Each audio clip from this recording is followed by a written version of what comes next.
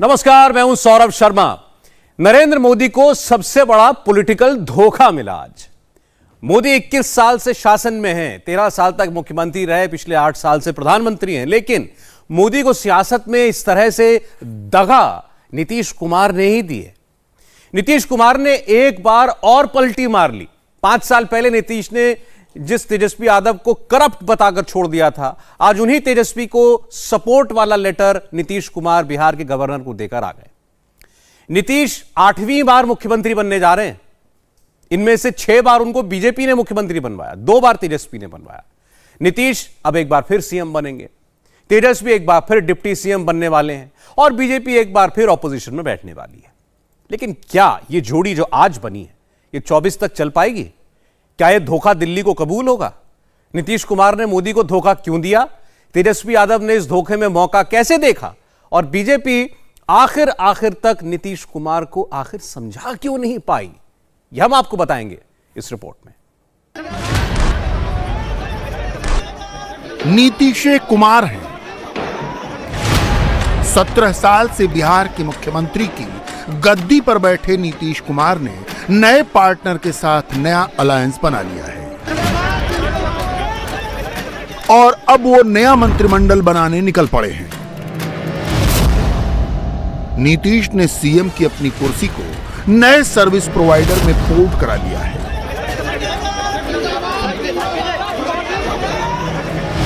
सुबह तेजस्वी भव बिहार हो रहा था, शाम होते होते तेजस्वी भव नीतीश हो गया।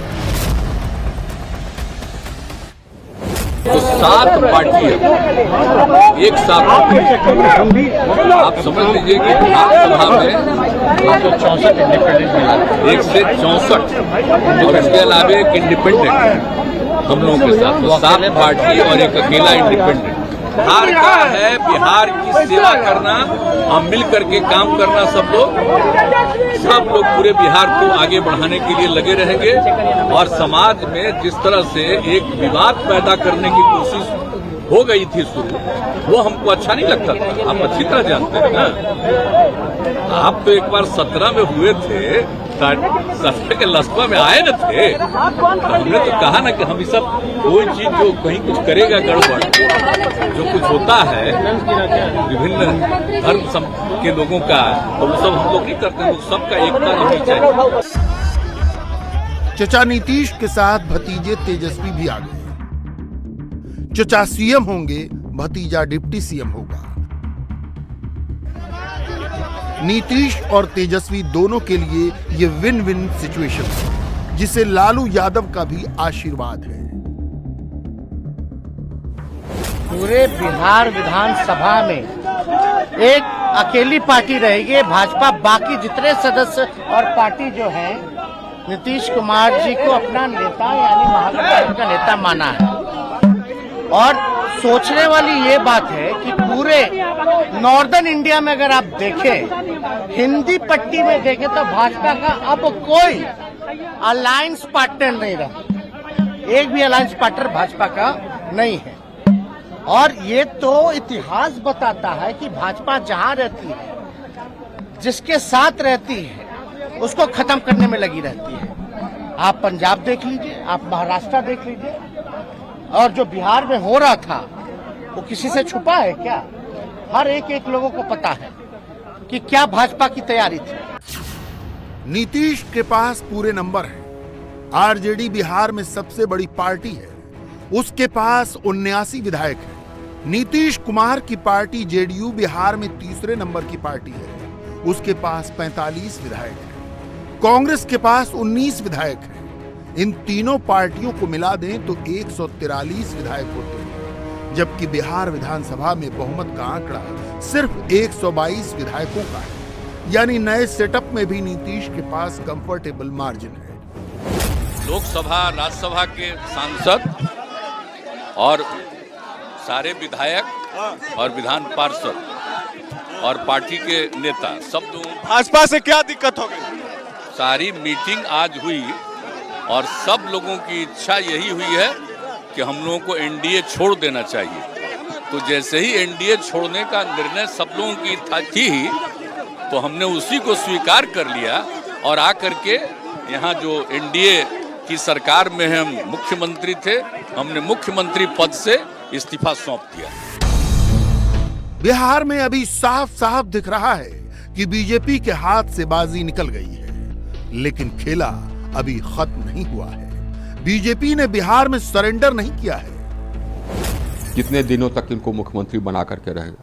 सीनियर पार्टनर रहते हुए कितने दिन तक तेजस्वी डिप्टी बने रहेंगे, ये भी सवाल है। और सवाल यही है कि फिर क्या बिहार को पुनः वही अंधकारमय युग देखना होगा? ये भी सवाल जनता के मन में रहेगा ना। हम लोग को तो लगता है कि हम लोग को जनता के पास जाना चाहिए, और यह सही है कि इधर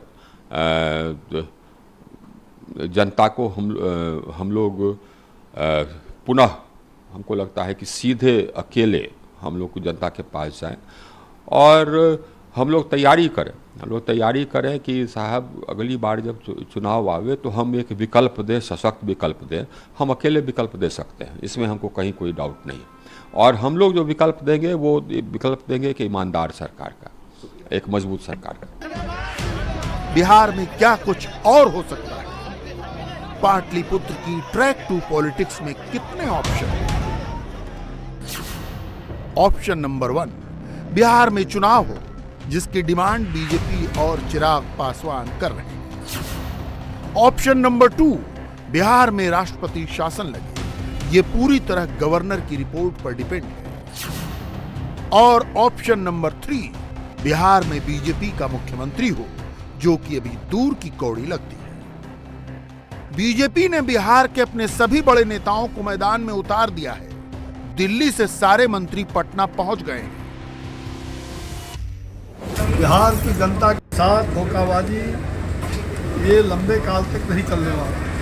जब नाश मनुष्य पर छाता है, पहले विवेक मर जाता है, विनाश काले विपरीत बुद्धि। लेकिन जब तक आपके साथ थे नीतीश जी, जब तक तो ठीक था, आप वो चले गए तो आप कह रहे हैं विनाश काले विपरीत बुद्धि। ऐसे लोग जनता को छलना, जनता को धोखा देना, डबल इंजन के विकास की सरकार को अवरुद्ध करना, बिहार की जनता का विकास ही हमारे लिए प्राथमिकता है। लेकिन आरोप आप पर यह है कि आप उनकी पार्टी को तोड़ने की कोशिश कर रहे थे। अगर पार्टी को तोड़ते तो क्या कारण था कि हमने उनको सरकार में मुख्यमंत्री बनाया? 45 सीट उनका था। ये सवाल ही नहीं है, ये उनका अहम और बहम, अहंकार और जो उनकी बहम है, ये उनको ले डूबे। बिहार में बदलाव अचानक दिखा। 2 दिन के अंदर अंदर पुराना गठबंधन टूटा और नया गठबंधन बन गया। लेकिन यह बदलाव अचानक नहीं हुआ। आरसीपी सिंह तो बस कैटलिस्ट है।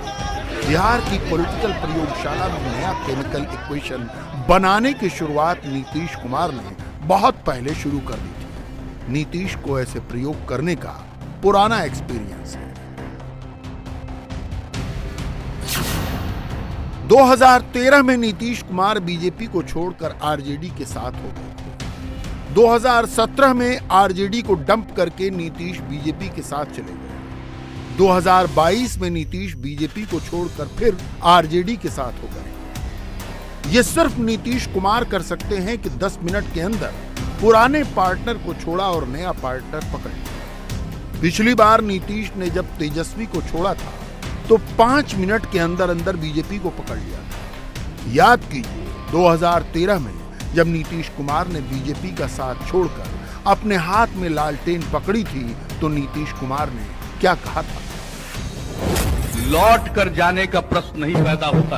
हम रहें या मिट्टी में मिल जाए, रहें या मिट्टी में मिल जाए, आप लोगों के साथ अब कोई समझौता भविष्य में नहीं होगा। असंभव, अब ये संभव ही नहीं है, नामुमकिन। अब वो चैप्टर खत्म हो चुका, क्योंकि भरोसे को आप लोगों ने तोड़ा, उस भरोसे को आपने तोड़ा। अब जब जिस भरोसे को तोड़ दिया, आपके पास प्रचार की ताकत है, आपको इतने प्रचार की ताकत है। हम कभी भावना से काम नहीं करते। यही नीतीश कुमार 2017 में जब आरजेडी को छोड़कर वापस बीजेपी के साथ आए तो 180 डिग्री घूमे हुए थे। हम नहीं कुछ बोलते हैं।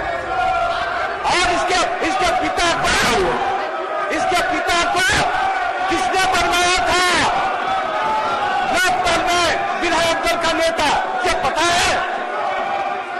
इसको डिप्टी चीफ मिनिस्टर किसने बनाया था? और जब इस पर आरोप आया, हमने कहा एक्सप्लेन करो। जब एक्सप्लेन नहीं किया तब हमने छोड़ दिया।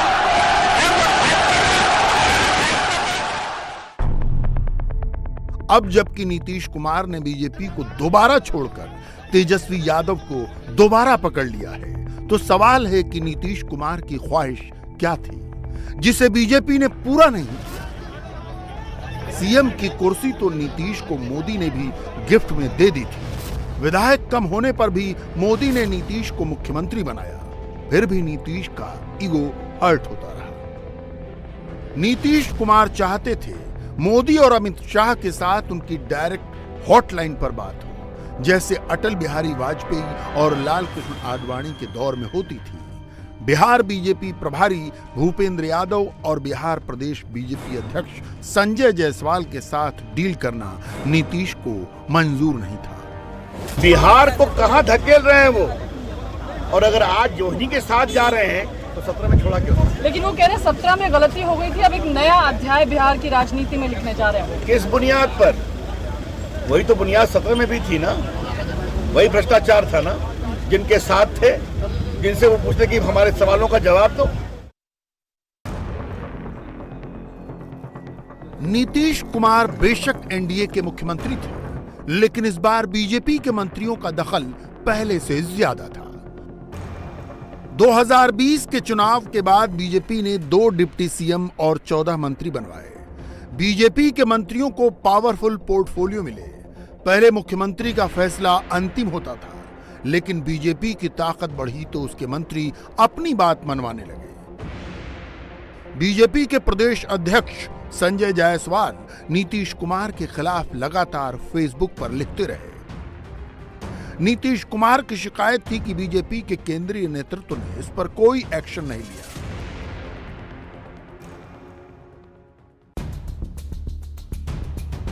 अलायंस पार्टनर्स से डील करने के लिए बीजेपी ने नया सिस्टम बनाया है। सरकार के बारे में बात करनी हो तो मोदी बात करेंगे, पार्टी के बारे में बात करनी हो तो जेपी नड्डा बात करेंगे। लेकिन यह बात पार्टी प्रभारियों और प्रदेश अध्यक्षों के जरिए ही होगी।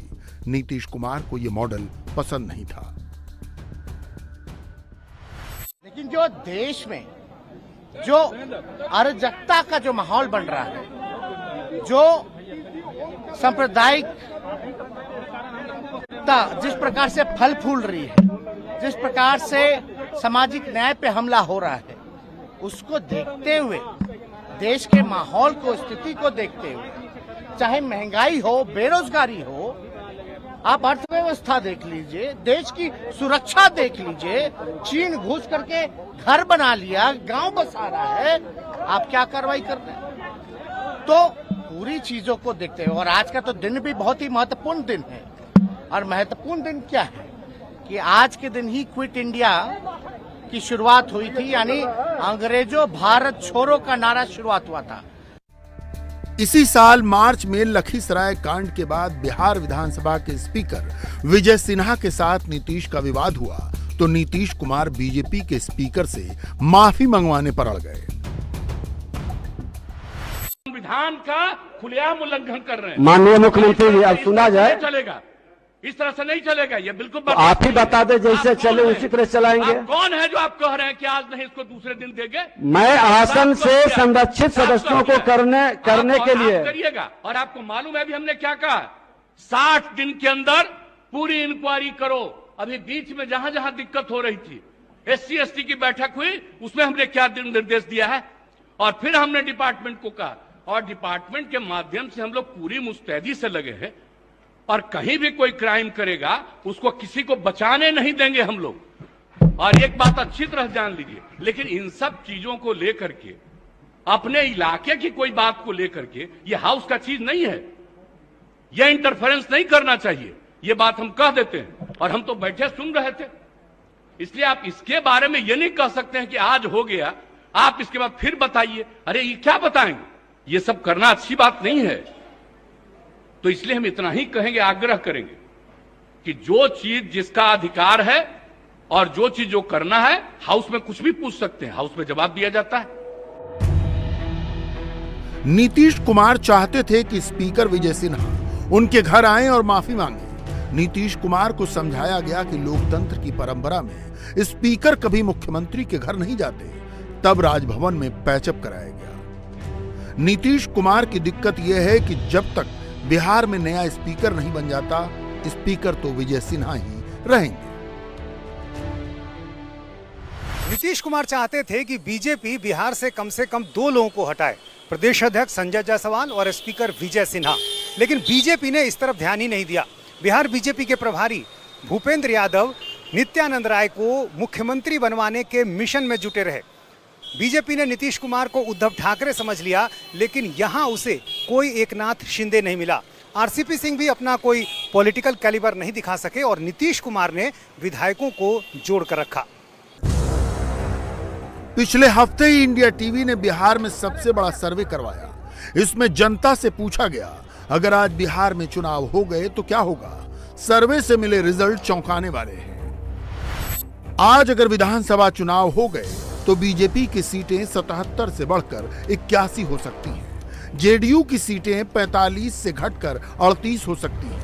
आरजेडी 79 सीटों से बढ़कर 83 सीटों तक पहुंच सकती है और कांग्रेस की सीटें 19 से घटकर 11 हो सकती हैं। अगर बिहार में आज लोकसभा चुनाव हो जाए तो बीजेपी को 21 सीटें मिल सकती हैं, जेडीयू को 14 सीटें मिल सकती हैं, आरजेडी को 4 सीटें मिल सकती हैं और कांग्रेस को 1 सीट मिल सकती है। नीतीश कुमार के पास बिहार में 16 से 18% वोट है, लेकिन इस वोट बैंक की खासियत यह है कि यह नीतीश के इशारे पर ट्रांसफर हो जाता है। इसलिए नीतीश बीजेपी और आरजेडी दोनों के लिए अच्छे अलायंस पार्टनर साबित होते हैं। 2015 का चुनाव नीतीश कुमार आरजेडी के साथ महागठबंधन बनाकर लड़े तो महागठबंधन को बम्पर जीत मिली। 2019 का लोकसभा चुनाव नीतीश कुमार बीजेपी के साथ लड़े तो एनडीए को 40 में से 39 सीटें मिल गई। 2020 का चुनाव भी नीतीश बीजेपी के साथ एनडीए में रहकर लड़े तो एनडीए ने क्लियर मेजॉरिटी हासिल कर ली। नीतीश अब 2024 का लोकसभा चुनाव और 2025 का बिहार विधानसभा चुनाव आरजेडी के साथ लड़ेंगे। कम से कम आज का प्लान तो यही है। तो काम हुआ है आगे भी खबर जो सब सूचनाएं मिल रही थी पार्टी के सब, तभी तो सारे हमारे पार्टी के लोग इस बात को लेकर के हमको कह रहे थे नहीं कुछ करते थे। और तब जाकर के मीटिंग और सब ये बात हो गई और तभी सब लोगों से बात हो गई और एक साथ हम लोग मिलकर अलग हो गए। वो ठीक नहीं हुआ, समझ गए ना। आपको अपमानित भी किया गया, आपके खिलाफ भाई वो जो बोलते अब क्या क्या कौन रहते सब छोड़ दीजिए ना, हमको कुछ नहीं कहना है। लेकिन हमारे पार्टी के सब लोगों की राय थी कि भाई आप अलग। नीतीश कुमार चाहते थे कि बीजेपी उपराष्ट्रपति पद के लिए उनका नाम अनाउंस करे, लेकिन बीजेपी ने उपराष्ट्रपति का कैंडिडेट तय करने से पहले नीतीश कुमार से पूछा तक नहीं। जिस तरह एनडीए के दूसरे सपोर्टर्स पार्टियों को बताया गया, उसी तरह नीतीश कुमार को भी बता दिया गया कि जगदीप धनखड़ को वाइस प्रेसिडेंट का कैंडिडेट बनाया गया है। वजह यह थी कि बीजेपी को नीतीश पर 100% भरोसा न 2014 में था, न 2015 में था, न 2017 में था, न 2019 में और न ही 2022 में है। नीतीश कुमार ने बिहार को फिर से उस जंगल राज की दौर में ले जाने का काम किया। जो बिहार को हम लोग एलईडी युग में ले आ रहे थे, उस बिहार को फिर से लालटेन युग में ले जा रहे हैं। इस्तीफा देने जाते हैं राजभवन और पीछे के दरवाजे से निकल जाते हैं राबड़ी आवास। तो दिन के उजाले में पीछे के दरवाजे से कब कौन निकलता है? जिसके अंदर विश्वास होगा, जिसके अंदर कॉन्फिडेंस होगा, वो सामने के दरवाजे से जाएगा। बीजेपी आज कह रही है कि नीतीश प्रधानमंत्री बनना चाहते हैं, मगर मोदी के होते हुए पीएम पोस्ट की वैकेंसी खाली नहीं है। इसीलिए नीतीश कुमार ने पलटी मारी है। तेजस्वी कहते हैं कि उनके चाचा पीएम पोस्ट के लिए सबसे अनुभवी आदमी हैं। अरे भाई, हम लोग चाचा भतीजा लोग हैं, लड़े भी हैं, आरोप भी लगाए हैं, लेकिन हम लोग तो समाजवादी लोग हैं ना। तो हमारी जो पुरखों की विरासत है वो कोई और ले जाएगा क्या? हम लोगों का अधिकार नहीं है क्या? तो हर घर में लड़ाई होती है, हर भाई में बकझक होती है, तो उस पर ध्यान नहीं देना। क्या पीएम मटेरियल आपको दिख रहा है? पीएम के लिए आपके दावेदार मानते हैं? आप एक बात समझ लीजिए, ये सवाल हम मुख्यमंत्री जी पे छोड़ दें। लेकिन आप इतना तो आप जानते हैं कि सबसे देश में अगर सबसे कोई अनुभवी मुख्यमंत्री है तो नीतीश कुमार जी है। सबसे अनुभवी, परिपक्व, और काम तो किया ही है, ऐसा कोई इनकार नहीं सकता। कुछ लोग तो प्रचार का काम करना। चाचा और भतीजे ने हाथ मिलाने के बाद मोदी को कम्युनल बताना शुरू कर दिया है। दिलचस्प है कि इस नए रिश्ते की शुरुआत भी एक इफ्तार पार्टी से हुई थी। राबड़ी देवी के घर तेजस्वी ने इफ्तार पार्टी दी तो उसमें नीतीश कुमार मेहमान बने थे। फिर नीतीश ने दावत दी तो तेजस्वी चीफ गेस्ट बने थे। ये बिहार की जनता ही उनको फिर से सबक सिखाएगी, प्रधानमंत्री तो दूर। और इससे ज्यादा और क्या बोलेंगे? उनमें हिम्मत है, वो बताएं कि उनको कौन तोड़ेगा। वो तो पूरे बिहार की राजनीति के तोड़ने वालों में माहिर हो गए। अरे आखिर वो क्या कहेंगे? प्रधानमंत्री जब बनना है तो वो क्या कहेंगे? अब देखते हैं कि बीजेपी से चूक कहां हुई। सुशील मोदी के बाद बिहार बीजेपी में कोई एक ऐसा चेहरा नहीं है जिसकी पूरे बिहार में पैठ हो या जिसे पूरे बिहार में पहचाना जाता हो। कहने को तो बिहार बीजेपी ने 2 डिप्टी सीएम बनवाए, लेकिन रेणु देवी और तारकिशोर प्रसाद के पास तजर्बा नहीं है। बिहार बीजेपी के प्रभारी भूपेंद्र यादव ने नित्यानंद राय को मुख्यमंत्री बनाने का प्रोजेक्ट लॉन्च किया, लेकिन नित्यानंद राय यादव वोटर्स के बीच भी कोई बड़ा प्रभाव नहीं बना पाए। बीजेपी कल तक यही मानकर चलती रही कि 24 और 25 में नीतीश के साथ लड़ने में ही फायदा है। 2015 के चुनाव में बीजेपी अकेले लड़ने का परिणाम देख चुकी है। बीजेपी की इस कमजोरी को ही नीतीश कुमार ने अपनी ताकत बनाया। नीतीश कुमार को मोदी ने एक बार नहीं 2 बार मौका दिया और नीतीश कुमार ने नरेंद्र मोदी को एक बार नहीं 2 बार ही धोखा दिया। नीतीश कुमार कल तक कम्युनल थे, आज एक बार फिर उन्होंने सेक्युलर का चोला ओढ़ लिया और तेजस्वी ने एक बार फिर नीतीश कुमार को पीएम मटीरियल बोल दिया। मतलब ये कि मुख्यमंत्री बनने की लड़ाई अभी है, बाद में ये प्रधानमंत्री बनने की लड़ाई में तब्दील हो जाएगी। नीतीश कुमार ने आज कौन कौन सी कस्में तोड़ी, नीतीश कुमार के दिमाग में क्या चल रहा था और आज क्या सोचकर उन्होंने नरेंद्र मोदी से अपनी दोस्ती खत्म कर दी। लालू यादव के परिवार से जो दुश्मनी थी, आज नीतीश कुमार ने उसी लालू यादव के परिवार से हाथ क्यों मिला लिया। लालू परिवार भी हमेशा कहता है कि नीतीश कुमार की आंत में दांत हैं, तो फिर नीतीश कुमार के दिमाग में क्या क्या चलता है, समझिए जरा। नीतीश बाबू हमारे साथ काम कर रहे हैं, नीतीश बाबू हमारे साथ काम कर रहे हैं।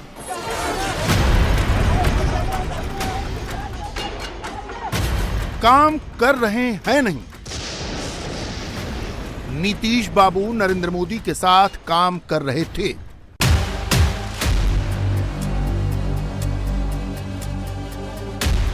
नीतीश ने मोदी को एक बार फिर धोखा दिया।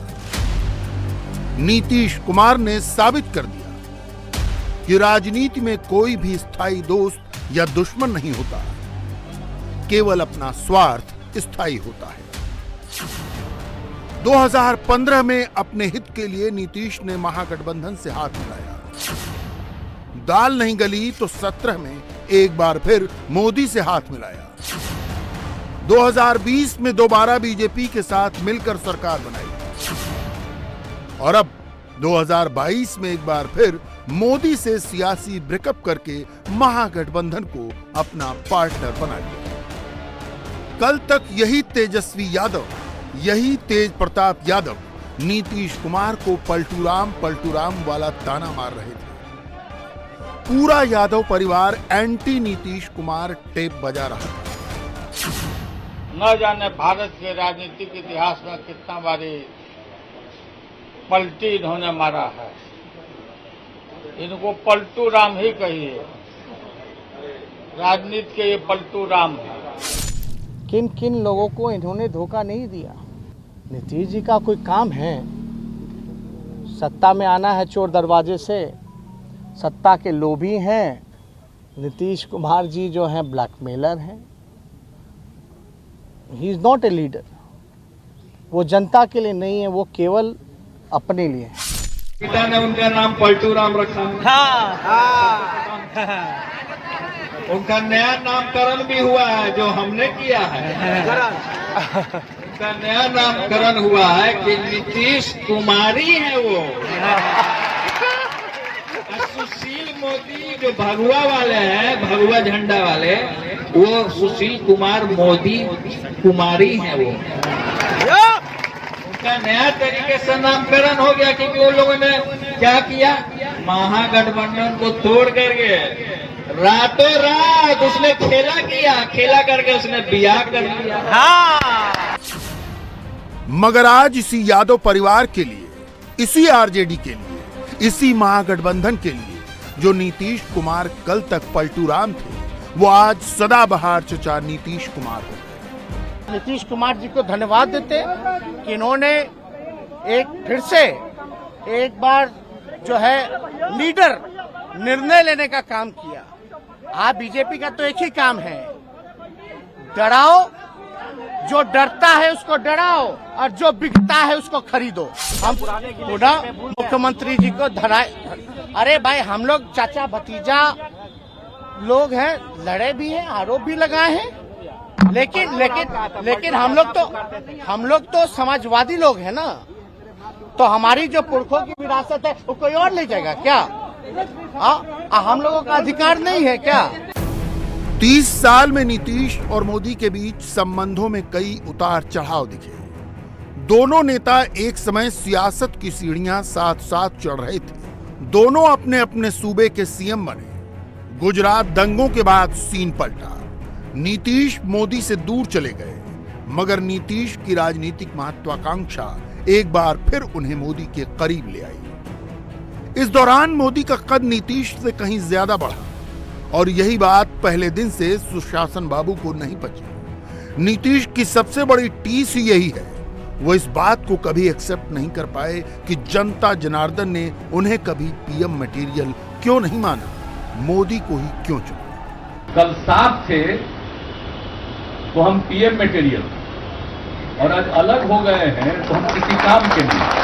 कल साफ थे तो हम पीएम मटेरियल, और आज अलग हो गए हैं तो हम किसी काम के नहीं। नीतीश शायद भारत की राजनीति के इकलौते ऐसे मुख्यमंत्री हैं जो चट से दुश्मनी करते हैं, पट से दोस्ती कर लेते हैं, 10 मिनट में गठबंधन तोड़ देते हैं और कुछ ही पलों में दुश्मन को दोस्त बनाकर कैमरे वाला पैदल मार्च शुरू कर देते हैं। मोदी के साथ नीतीश कुमार ने बिल्कुल यही किया। पहले तलखी आई, इस्तीफा हुआ, फिर दोस्ती हुई और अब एक बार फिर दोस्ती टूट गई। भाई देखो, ये जनता बीजेपी के साथ नहीं छोड़ा, ये अपने के साथ अपने आप को छोड़ दिया है। बीजेपी को क्या छोड़ेगी? जनता के साथ जिसने धोखाधड़ी किया है, जनता के आंखों में धूल झोंकने का काम किया है, जनता की कमर तोड़ने का जो प्रयास करेगा, मैंने कल भी कहा था और आज भी कह रहा हूं, उसका कमर सदा सर्वदा के लिए बिहार की जनता तोड़ देगी। और ये अब मैं ये कह सकता हूं बहुत बढ़िया से, ये कोई भी सरकार, जो नीतीश कुमार जी ने, इनको कुछ भी नहीं चाहिए, इनको सत्ता सुख, सिर्फ और सिर्फ सत्ता सुख भोगने का, जो सुख इनको बीजेपी के साथ आज तक मिला है, ये जनता के साथ इन्होंने अन्याय किया है, जनता के पाप का प्रायश्चित इनको भोगना पड़ेगा। इस सियासी उठापटक के बीच नीतीश कुमार ने तो कई बार पलटी मारी, लेकिन मोदी ने हमेशा नीतीश का साथ दिया। यहां मोदी के उन 2 ट्वीट्स का जिक्र करना भी जरूरी है, जिसके चलते एनडीए के साथ नीतीश की 17 साल पुरानी दोस्ती में पड़ी गांठ खुली थी। वो तारीख थी 26 जुलाई 2017, शाम के 7:09 पर प्रधानमंत्री मोदी के एक के बाद एक दो ट्वीट हिंदी में आते हैं, जिसमें उन्होंने बिहार के सीएम नीतीश कुमार को बधाई क्या दी, पटना में सियासी हवा ही बदल गई। मोदी के इन दो ट्वीट्स की टाइमिंग बहुत इंपॉर्टेंट थी, क्योंकि पीएम के ट्वीट से कुछ मिनट पहले ही नीतीश कुमार ने राज्यपाल से मिलकर अपना इस्तीफा सौंपा था। उस वक्त जेडीयू और आरजेडी का सियासी तलाक इसीलिए हुआ था क्योंकि तत्कालीन डिप्टी सीएम तेजस्वी यादव पर भ्रष्टाचार के आरोप लगे और इसके बाद मोदी नीतीश की नई पार्टनरशिप शुरू हुई। 2020 आते आते पटना की सड़कों पर ऐसे पोस्टर्स दिखने लगे। नीतीश ने एनडीए के साथ मिलकर चुनाव लड़ा और 2020 में जेडीयू से ज्यादा सीटें जीतने के बावजूद बीजेपी ने मोदी ने सीएम के चेहरे के तौर पर नीतीश कुमार को ही आगे रखा, उन्हीं को मुखिया माना। 2020 के चुनाव में बीजेपी 110 सीटों पर लड़ी, 74 सीटें जीत गई। जीत का परसेंटेज रहा 67, जबकि जेडीयू ने 115 सीटों पर चुनाव लड़ा, 43 में जीत हासिल की। जीत का परसेंटेज था सिर्फ 37। उस वक्त नीतीश के खिलाफ एंटी इनकम्बेंसी बड़ा फैक्टर था, लेकिन मोदी मैजिक ने नीतीश को डूबने से बचा लिया और तब कई सियासी कमेंटेटर्स ने यह तक कहा कि नीतीश कुमार तो मोदी भरोसे ही थे। 2020 के नतीजों के बाद नीतीश कुमार ने जिस अंदाज में प्रधानमंत्री मोदी की तारीफ की, जनता मालिक है वाला टेक्स्ट चिपकाया, उससे क्लियर हो गया पता तो नीतीश कुमार को भी था, उन्हें मोदी ने ही उस बार भी मुख्यमंत्री बनवाया, मगर आज उन्होंने दोबारा पलटी मार दी है। नीतीश कुमार जो है महागठबंधन का नेता, उनको चुन लिया गया है। अब ऐसा है, वो सब उनका विषय है। हम एक ही बात कहेंगे, बिहार में मैंडेट किसके नाम पर मिला था? उनके नाम पर नहीं, नरेंद्र मोदी जी के नाम पर। इतना उन्हें सघन प्रचार किया था, आप लोग भी प्रचार करने आई थे। तो आज एकाएक उन्होंने अपने को बदल दिया। 19 में लोकसभा का चुनाव हुआ, जीते किसके नाम पर? मोदी जी के नाम पर। अपने तो वो लड़े थे, तो जीते नरेंद्र मोदी के नाम पर। फिर मैं पूछता हूं, 2020 में नरेंद्र मोदी के नाम पर उनकी अगुवाई में, उनके प्रचार के कारण उनकी सरकार बनेगी नहीं बनेगी? 2019 में लोकसभा में 14 सीट मिली, उनके कारण मिली कि नहीं मिली? मोटी बात यह है, मुझे माननीय नीतीश कुमार से सवाल पूछना है कि जीते मोदी जी के कंधों पर, वोट लिया मोदी जी के प्रचार के कारण, और आज अपनी बात एनडीए को झटका मानते हैं इसको? क्या कोई झटका नहीं है। इस तरह के राजनीतिक स्वार्थ के जो फैसले होते हैं, आगे आगे देखिए होता है।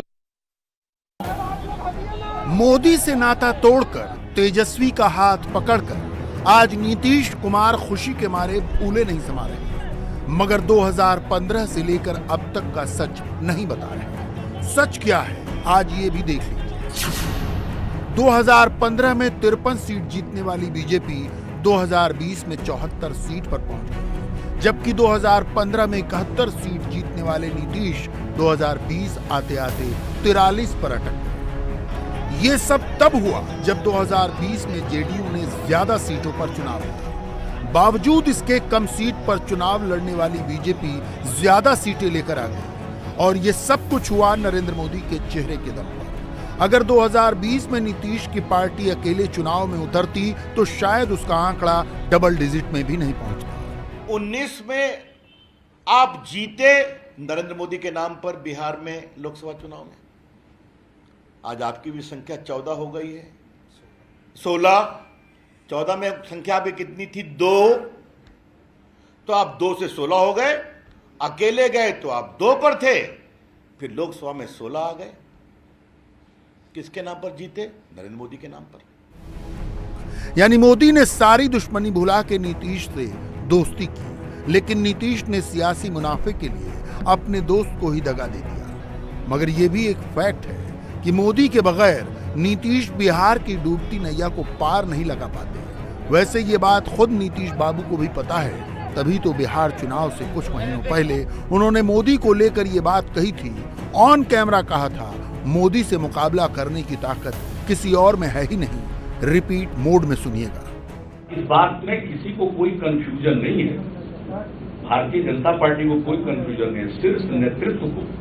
मोदी जी का मुकाबला करने की किसी में क्षमता वगैरह है नहीं। मोदी जी का मुकाबला करने की किसी में क्षमता वगैरह है नहीं। मोदी जी का मुकाबला करने की किसी में क्षमता वगैरह है नहीं। मोदी जी का मुकाबला करने की किसी में क्षमता वगैरह है नहीं।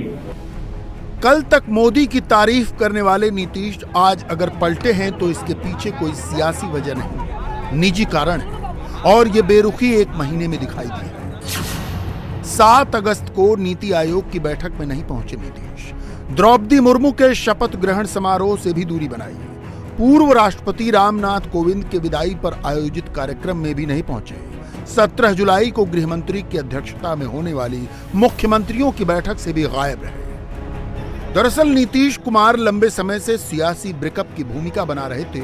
17 के बाद वो मोदी के साथ तो थे मगर लंबी पार्टनरशिप नहीं करना चाहते थे। उनके तमाम ऑडियो वीडियो से ये सब क्लियर है। कुछ सैंपल्स आपको दिखाते हैं। अच्छे दिनों का इंतजार कितने दिनों तक करें?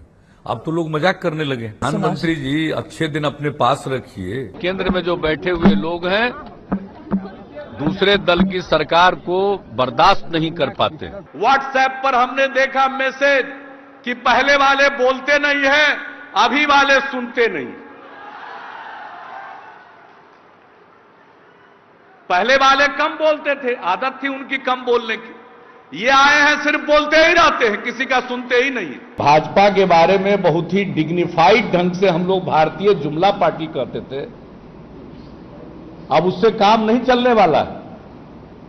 अब तो बीजेपी का मतलब सचमुच एक हमने देखा है होर्डिंग लगा हुआ कहीं, बीजेपी का मतलब है बी से बड़का, जे से झूठा और पी से पार्टी। यानी बीजेपी का मतलब बड़का झूठा पार्टी। जगह पर कब्जा करे, यही उनकी रणनीति होती है, क्योंकि उनको तो कुछ करना नहीं है। उनका सारा काम करने वाला तो आरएसएस है, वो उनका काम करता रहता है। नेताओं का काम सिर्फ और सिर्फ पीसी करना। लोकसभा के चुनाव के टाइम में लोग नारा लगाता था हर हर मोदी, अब आजकल लगता है हर हर मोदी, हर हर मोदी, हर हर का दाल 200 रुपए किलो से ज्यादा, तब नारा लग रहा हर हर मोदी। इंडिया टीवी हर वक्त हर जगह डाउनलोड करने के लिए सर्च करें India TV news Google play store या ऐप स्टोर पर।